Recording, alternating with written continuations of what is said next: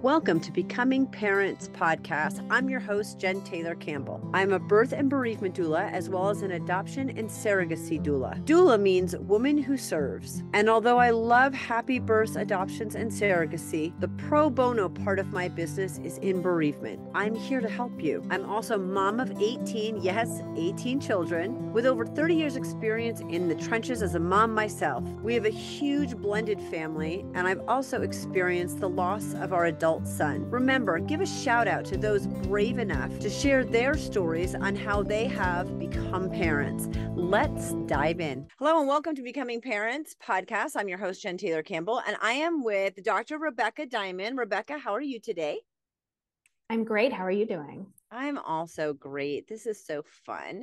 I just want to preface this. You're a doctor. You are a pediatrician, correct? Yes, that's right. I love this. Where do you want to jump into your story? I'm really excited about your story because you never hear from the other side. No, exactly. That's kind of the gist of it. That's why I do what I do, to show you that other side and how flawed and human and, just struggling it is, despite all the information out there, but how we can sort of make something positive from all of that. So yeah, I'll dive right in. Like you said, I'm a pediatrician. So, went to college, went to medical school, went to my pediatric residency. I've always loved kids. I've always known I wanted to have kids. Always. I had a big family, siblings, always around children. I was the 12-year-old babysitter who wanted to babysit more, and wanted to be in charge of my little brothers. I just always knew I was going to have kids. So life made it happen a little bit later than I probably thought, not much later, but I was around 30 when I, got pregnant. And I was in the middle of my residency as a pediatric resident, which, as they say, there's never a good time, or the best time to get pregnant, but that's certainly not a great one. No. My ex-husband's a dentist, and we actually met during his residency. It is intense. The hours are intense. What you're learning is intense. Your rotation. I mean, it's the end of it for you, but it's also like, it's a lot. So no, that was not a great time. but that's kind of how it worked out. I got married right before residency, and it was that amount of time to feel sort of emotionally and financially ready, for both me and my husband. And, it was busy, but it's what I wanted to do. And I had a lot of anxiety, going into pregnancy. I've always had anxiety, in my life, but, well managed and with all the appropriate supports that I'm lucky to have. But I was anxious going into it. I was in the medical field. I was in the pediatric medical field. So very biased towards all the things that could go wrong, all the scary things that could happen, trying to get pregnant, getting pregnant, in pregnancy, after pregnancy. And just in this very busy schedule, this very sort of overworked, somewhat undersupported, although I still had a lot of supports compared to many parents, but it just kind of got off to an anxious start, as I might say. The whole journey. I had a miscarriage with my first pregnancy. That was really much more challenging than I anticipated it would be, even though I was intellectually very ready for that possibility, being a doctor. But I felt really gutted by that in a way that surprised me. And then I got pregnant quickly with my daughter right after that. And what was already likely to be an anxious pregnancy was an even more anxious pregnancy, having just miscarried. So I also had some medical complications. I had hyperemesis. I had a complete previa. I had an emergent delivery. I had all sorts of things going on that just physically and emotionally, my body felt like it was under constant stress. And with the background of, I kind of was on a timeline to finish residency, the more I pushed it off, even if I was able to get accommodations, the more I would have to delay my career and even possibly lose job offers that were rolling in when my daughter, I chose my current job when my daughter was like 2 weeks old, and I was interviewing at 35 weeks pregnant and flying. I mean, it was just like, looking back, it's kind of like, why did I do all that? I don't know why I put myself through it, but I also realized that I felt in some ways trapped in in the set of choices I had and not able to really advocate for what I needed as a pregnant person and as a new parent. Holy cow. This is I'm making it sound really dramatic, and it certainly was. But I also was so supported in so many ways. I had a facility with the medical system. I had mental health care. I had a loving, supportive family. I had friends. So when I say it all on paper, it sometimes feels, maybe this is my own baggage, like I'm kind of being overly histrionic with this retelling. But there is a truth to the fact that routinely people, me, other people, we go through this sort of physical and mental series of little mini crises and sort of are told like, well, that's just like normal, deal with it. Like, it's fine. Which is part of the problem, in my opinion. I don't think there are any histrionics in this at all. I just think it's fascinating that, and I really want to point this out because so many moms feel so overwhelmed by all the things, right? And here you are in the medical field with all the information, and that doesn't make a miscarriage hurt less. Yeah. Right. Yeah. Logic and emotion don't play well in the sandbox together. It doesn't always make sense. And even with all the support and all the information, and look, your crazy was different than my crazy or someone else's crazy, but there's a lot going on. Like, yeah, should you have been flying to job interviews at 35 weeks pregnant and, leaving the 2-week-old to go? I mean, it doesn't matter because you did, but I feel like a lot of times women are just doing what's in front of them because we feel like we have to. And even with support and extra knowledge from like the typical mom, that did not bridge the gap for you. Absolutely. No, that's so perfectly said. I mean, it's the sense of feeling, like you said, like we just have to do this. And that even if we feel like we could advocate for supports, which not everyone can, I didn't even know what the full spectrum of supports were, or I didn't really understand with each decision what was the thing I should be advocating for. And I'll give you some examples. When I was postpartum, I had really bad postpartum depression and anxiety, and was very quickly able to advocate in some ways because I did know the right supports. So I was able to get, I'm very fortunate, advocate for my family, getting me same day appointments with psychiatrists and getting me with therapists, social workers, my own therapist, able to work my work as much as possible, get a little bit of extensions here and there for some supports. But I didn't even realize until, I'll say, like maybe now, so 5 years later, the full spectrum of supports that I could have looked for and that probably were available to me that would have helped even more. And some of it is just in terms of how I was framing some of my parenting decisions.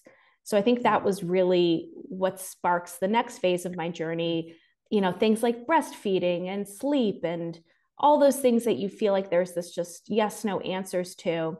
And it took me some time to look back and say, wow, I should have, in my specific situation, actually stopped pumping earlier.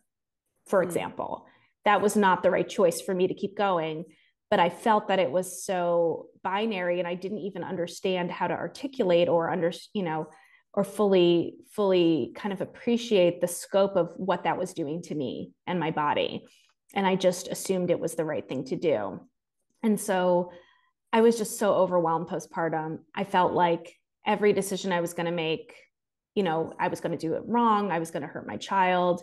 I felt totally ill-equipped. I felt totally like just lacking a basic confidence in myself as a person, which was kind of wild because I was a very confident doctor. Some of my reviews said I was too confident as a young woman in medicine. If anything, I was getting told that I, was telling people who were my superior what to do, all sorts of stuff. So confidence was never really an issue to me. And then I was also like, but I'm not only a doctor, I'm also good with kids and I'm smart and I'm loving. So why is this so hard to make these very basic daily choices? Why do I feel so eroded in just this parenting ability? And so it really was over the next few years and into today that I started this journey of how can we build that back healing myself by building it back, sort of as a healing journey for me, but also for other parents, because as I became a practicing pediatrician, and talked to more parents, I felt like, well, this isn't just some parents who are feeling like this. It's a lot of parents who are feeling like this, a lot. Yeah, and it's crazy. I want to point out, because most moms are moms, right? And feel like, oh, they could have advocated or they could have asked for more, and you had more at your disposal. And what still kills me is that no one else was sharing information. I know maybe you weren't framing your decisions perfectly, but nobody was having the right, I think, conversations. I mean, does that make sense? Like, they weren't stopping Yeah. and going, well, wait, take me through your day, take me through your week, take me through what your triggers are. They weren't even, because there are a lot of resources, but women from infertility to pregnancy to miscarriage on have to really fight to advocate for something they don't even know if it exists. And it's crazy that you went through that exact same situation, even with more access to more. I think that's exactly right. And, I think it's almost like the exceptions that prove that. So the minute you said that and people weren't giving me the information or framing it, immediately what popped to mind was kind of a few different providers who did do that. And they really stand out as the exception. I had an incredible OB who when I say that she saved my life, it's literally true, because she delivered an emergent pregnancy, but it's also figuratively true. I mean, every time we met, every decision was, why are you worried about that? What's the big picture? I was gaining a lot of weight. Are you worried about that for a health reason? Because you shouldn't be. Your pregnancy is looking healthy. Is that an issue with body image? We can talk about that later, kind of thing, or talk more with counseling. I mean, it was just so personalized and big picture and so empathetic, and just really set the stage for like, oh, this is just what it should be. This is just what it should be like. Or when I met with a very specialized postpartum perinatal psychiatrist, and then continued to be lucky to have them, every time was like, I understand that you want to provide breast milk because you're doing 24-hour calls in the NICU and you feel like that's what you can provide to your child. However, we have to talk about the fact that you're not sleeping and it's painful. And there is no way, if we look at this big picture, that the amount of breast milk you're providing is somehow worth your integrity as a parent. That doesn't make any sense. And I would have kept pumping for months and months and tortured myself. Not that pumping is torture. It was just my specific situation. It kind of was. It was a masochistic exercise for sure. And they were like, we really have to stop. And they kind of prescribed that I stop pumping, which you don't hear that. You just hear, even in the field of pediatrics still, I feel like we're still so focused on these seemingly like prescriptive, tangible things to do, rather than saying, what's the big picture of health for you and your infant? How do we support that? How do we give you the information, not just the frequency of risks and benefits, but the magnitude of them, how that fits into your daily life? I felt I really couldn't find that. And I was sorting online, and it was even messier. It was either pseudoscience and misinformation, but people were coming from a good place. They just wanted permission to relax and do what they wanted to do. But it tended to come at the expense of minimizing science and saying that things don't matter when they do. And then there was kind of my side of things, the pediatric side, that was so rigid and so prescriptive and so in the weeds in a way that doesn't really make sense. You can never have a one size fits all because you don't know the situation. And then there were sort of like offshoots of each of those, and the data driven this and the guilt-free that. And I just was like, how are parents getting any information? Like, it felt like you either had to smash your phone or drown in this information. And that is what pivoted me towards doing this book that I've written, Parent Like a Pediatrician, and doing my online advocacy with the parenting guidance, because I just wanted a way to give parents the information they needed in sort of the big broad strokes, but with real science, with real expertise, but ultimately a guidebook that didn't tell you exactly what to do, but just empowered you to make choices. Which is awesome. I mean, it really, yeah. You're talking about pumping and how it was a masochistic exercise for you individually. And then there are other moms that need to be given permission to do it. Mm-hmm. You're right. Yeah. Like, take any situation, circumcision, the golden hour, Mm-hmm. a pregnancy, how you want your baby delivered, like all of these things. And there are a million right answers, and all Mm-hmm. dependent on the situation. I want to go back a little bit with the knowledge and information that you had, and you had the first miscarriage, and then having a pregnancy that kind of, I don't know what the medical issues were, the urgencies were, but what do you think, having the amount of knowledge that you had made that harder or easier? Because I don't know. I think it's always a double-edged sword for me. Mm-hmm, mm-hmm. I think in the pregnancy situation, it made it harder because I didn't really, well, it speaks to your point of no one is really talking about this stuff. So if I just have a baseline of pregnancy as being this like magical thing where women are glowing and doing their bump photo shoots. And I mean, I had some co-residents, I love them so much, but they were just like literally having, at least on paper, an easy pregnancy, and they couldn't wait to take their pregnancy photos, and they're like looking gorgeous and their arms are so skinny. This is just, Your perception. Deranged pregnant me, my perception.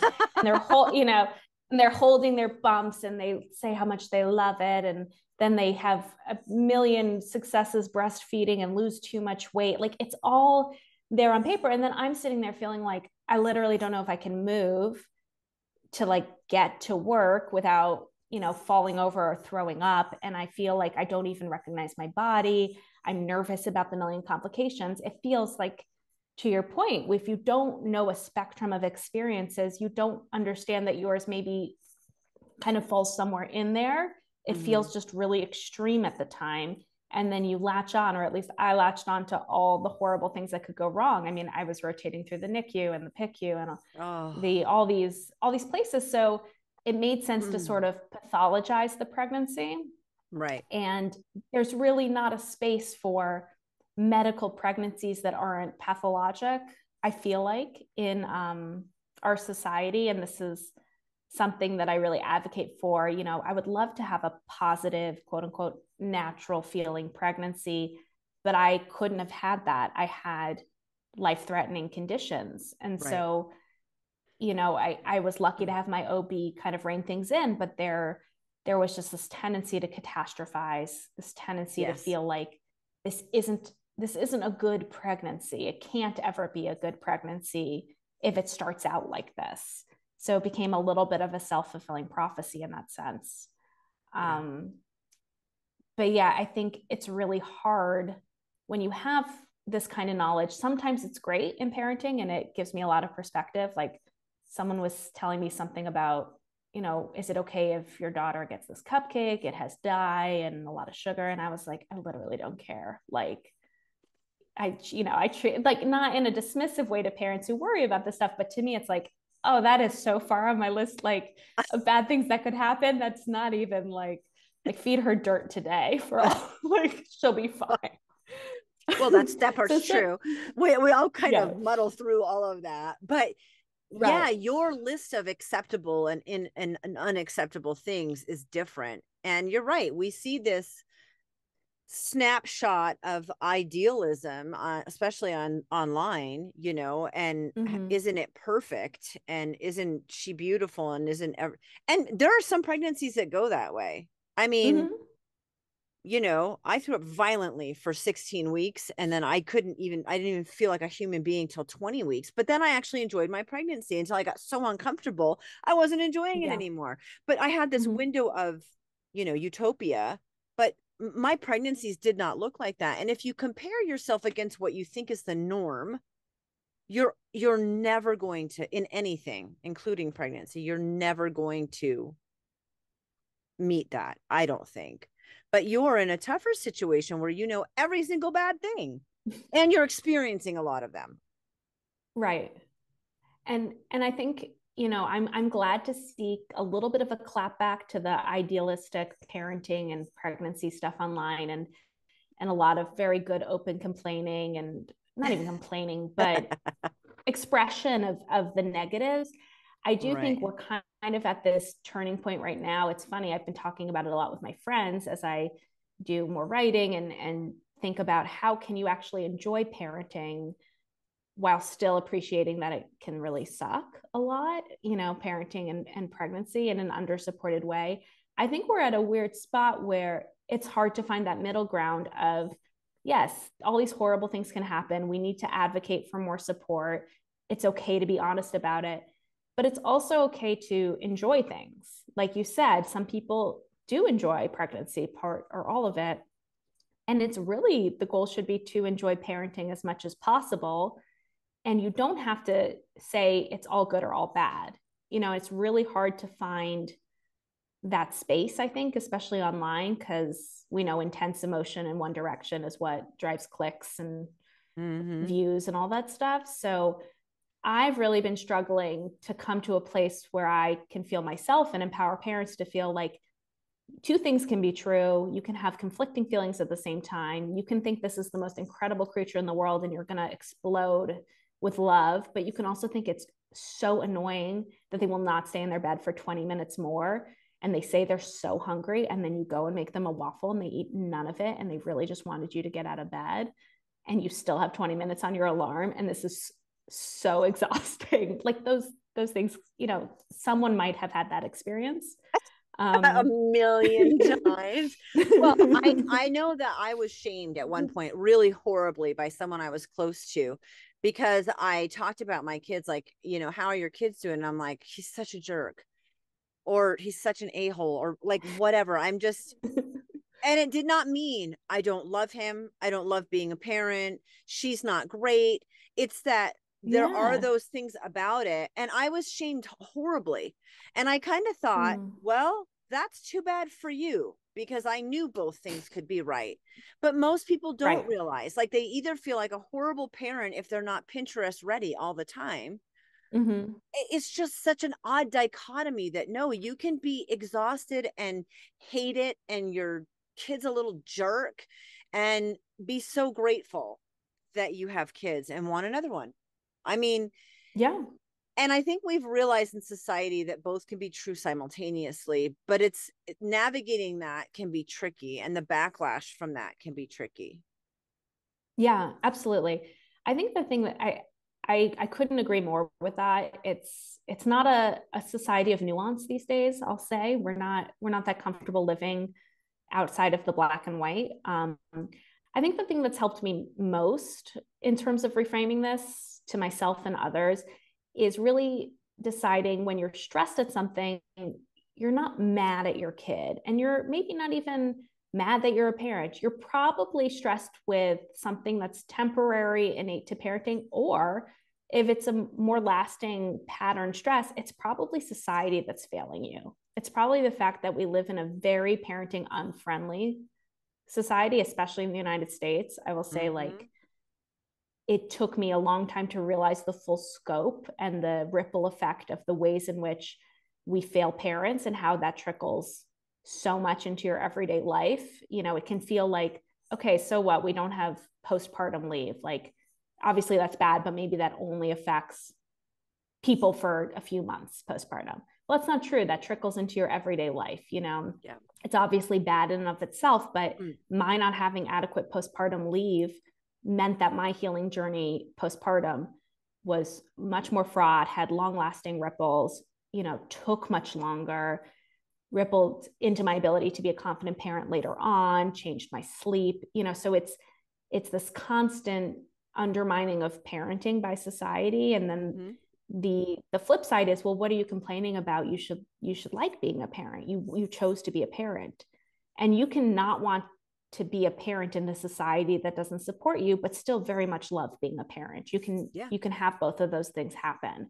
So I try to channel parental sort of anger and rage and upset and anxiety into outrage at society. And then remind yourself, you're just going to make the best decisions you can in this world. So it's not whether or not you should breastfeed in a society that supports breastfeeding. It's whether or not you want to keep breastfeeding in the exact place you live in space and time. It's not about the good old days or how things could be or all this nonsense you see about what's natural or ideal. It's just about this moment. And that really, really helped me, especially looking back and then going forward, say, okay, well, like I would love to give my child this like wonderful, well-balanced meal every single day. But I also just can't tonight. Like I just can't. And I know that being anxious about it is counterproductive. And the fact that she has peanut butter and jelly one more night for dinner is fine. Like it's more beneficial than if I sat there and beat myself up over how to make a shopping list, you know, when my husband's out of town and forcing myself to cook and I don't like cooking. And it's much better if I make her peanut butter and jelly and then we literally do arts and crafts together and then go to bed early. Like that's a much better night for me. And it doesn't matter that in some parallel multiverse, there's a version of me who has the resources to get my kid to eat broccoli. That's not current, you know, multiverse me. That's not me in this universe. I love the multiverse. Yes, there's some part of me somewhere doing everything right, but that wasn't my reality. And I think you're right. We also do the best job that we can in the moment with the resources and abilities that we have. And that can look different with other kids. I mean, people that have multiple kids, like, wow, if I had known this back then. And yeah, that's true. Maybe things would have been different, but we don't. And it's not just a better night for you to have the peanut butter and jelly. It's a better night for your daughter too, because she has happy mom and not stressed mom, you know, or whatever that looks like. So it's been 5 years since you've had her. No other kids? No, I do not. Still recovering. No, but that's, you know, I think that's important to say. I think that's definitely part. I mean, honestly, we all know COVID came and the pandemic, and that any thoughts that I sort of have had little coming up for air moments where I thought, oh, I could do this again physically and emotionally. And then, you know, I'm a New York City doctor during a pandemic, or there's ongoing pandemic issues, or, you know, or what have you, or transitions. But no, I mean, honestly, I love that question because, well, you didn't even ask me, are you going to have more kids? But that's the question I get a lot. And I also, you know, I'm very open, so I can understand why people ask me that. And the reality is, I don't know, right? Like, even if I tried to get pregnant right now, you never know. Like you said, if, you know, it's out of your control. But also, you know, there's so many reasons that people might be ambivalent about having another child, might be really wanting to, but haven't been able to due to like a secondary infertility, or maybe are just like, absolutely not. I need to be the best parent for my child and the best person for myself. And I really want parents to feel, you know, I never would have imagined that I would have waited at least this long to have another kid, because I always, like, you know, talking about taking it all the way back, I always I came from big family, and I always thought I wanted kids, and I thought I would be the one wanting 100 kids, and someone would have to stop me. And then life was just so different, you know, and in this version of the multiverse, I'm the one who has to really, you know, I had to be a lot more thoughtful about it. And I'm lucky to have access to the reproductive resources that allow me to have this choice, to take this time, you know. I had to focus on me and my family and my daughter. And that's been hard. That's been hard for me to look at the expectations of what I thought my family would look like now and what it does, and realize, you know, I made really good choices for my situation. And, you know, be damned everyone else's expectations, including my own. That is true. Tell me, I want to finish up before we end this. Tell me about the book. I know all the links are in the description. People can find it, but tell me about the book and the easiest place for people to find you. Yeah. So I live, when I'm not working in the hospital as a hospital pediatrician, I live on Instagram, for better or worse. Like I said, it's a very mixed bag. So Hopefully you'll find me there at Parent Like a Pediatrician. I do answer all questions and I try to put, good information out there. Hopefully I can be in a limited, very tight list of resources that you have so that you're not going crazy with too much information. And then my book came out recently. It's been a real labor of love for the past few years. Its inception started right postpartum when I was just crying after doctor's visits to my mom. I remember in the car saying, I'm so overwhelmed. I don't know what to do. I need something. And she says, you'll write something. You'll turn this into something. And I said, okay. Because I had already done some writing and I love writing. And it's really it's for the first year. It's going to be your one-stop shop, I hope, that you can just kind of flip through as you are preparing for your kid's arrival or, taking care of your kid. It's relatively quick to read. It's a lot of personal stories, but there's a lot of information where I will dive into the real science behind all the pediatrician recommendations. And more than that, tell you what I did so that you can decide, oh, I see that she decided to stop pumping, for example, because of this. But for me, that's not really an issue. So I'm going to do this. And this is the data behind that. And hopefully, like, my ultimate goal is that you'll look through this and then you'll go to your pediatrician and you'll have the background to ask your best questions, to work with your pediatrician for your situation, and then to just make choices that you feel really good about. I just want you to feel good about your choices because I know you can do it. I really do. And I know that you care about your kid if you're listening to this and if you're, looking for resources and reading my book. You love your kid and you're smart and you're capable and you just need the right information. So that's why I put this book out there. Thank you so much, Rebekah. I really appreciate you so much. Thank you. I appreciate you. And I'm so excited to be here. Thank you.